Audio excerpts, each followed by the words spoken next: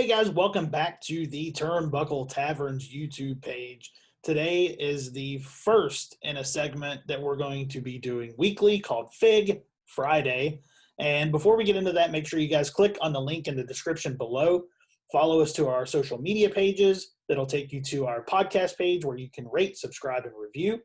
And then it will also send you to our Pro Wrestling Tees store where you can pick up one of our sweet shirts, sport it around. Click the bell up in the corner to turn on notifications so you know when we're coming at you with new videos. But now let's get into the first installment of Fig Friday. This week I figured, since it's our first installment of this, that I would start off with a figure that is the centerpiece of, if it's in your collection, it's the centerpiece of your collection, more than likely. This is the 1991 WWF Hasbro Series 2 Son of a Plumber, the American Dream, Dusty Rhodes. This is hands down the centerpiece of my collection, and I know that it is a highly sought after figure.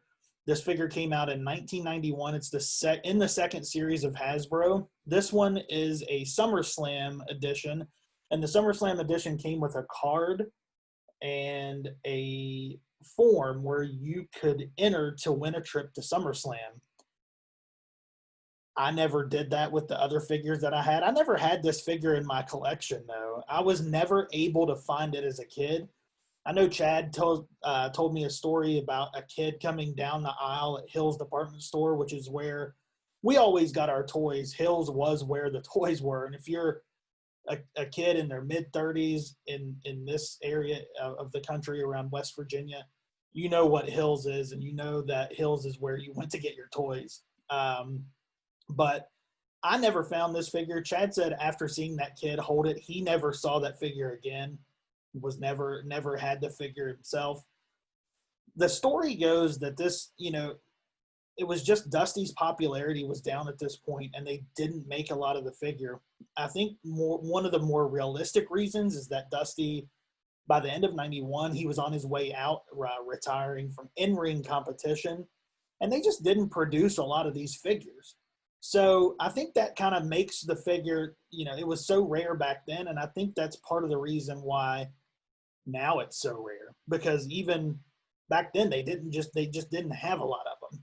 There's a lot of speculation that there are variants to this figure. One of the main ones is that there is a yellow boot variant. There's not a yellow boot variant to this figure. The yellow boot variant, it's a myth, and what that is, it's just where there's sun damage to the figure, not an actual production variant. So if anybody tells you that they have a yellow boot variant, you can tell them confidently they're lying, or they don't know what they're talking about. This figure, famously, if you haven't been on card, there's a boot crack by the right foot. This figure, I didn't think had it when I got it, but after running my finger across it, my fingernail catches just a little bit. So there's maybe a 1/16 of an inch where there's a little bit of a boot crack there. But, for what this figure is, I cannot complain at that. I got this figure on eBay. I've been looking for it for a very, very long time. Always wanted to have it in my collection. Didn't think it was going to happen, and the prices just kept going up and up and up. Well, probably about 2.5 years ago, I found it on eBay. The price was a little high, I thought at the time, but I knew that it was a good deal. I mean, just paying that much money for one figure in your collection, sometimes it's tough to do, but I knew I had a good deal, and I knew if I passed it up, I'd never find it at that price again. Large chunk of money up front, but I'm glad that I did it, because now the price on this figure, the price on any Hasbro figure right now is through the roof. But this figure itself, I mean, it can go for upwards of $2,000 mint on card. And this one's not in the, I wouldn't say that it is in pristine shape, but for a Dusty Series 2 figure, this figure is in really, really good shape. Um, I never thought that I would have it, and it's definitely the centerpiece of my collection. And I'd like to have a non-SummerSlam edition of this figure, but probably will never happen. But again, never say never. And I wanted to start off with this figure just because it is just the top of the line when it comes to Hasbro's and really just any collection. So if you guys have a grail piece that you want to talk about, let us know. I love hearing stories about how people acquire their grail pieces and the nostalgia that it makes them feel when they actually get that figure in hand.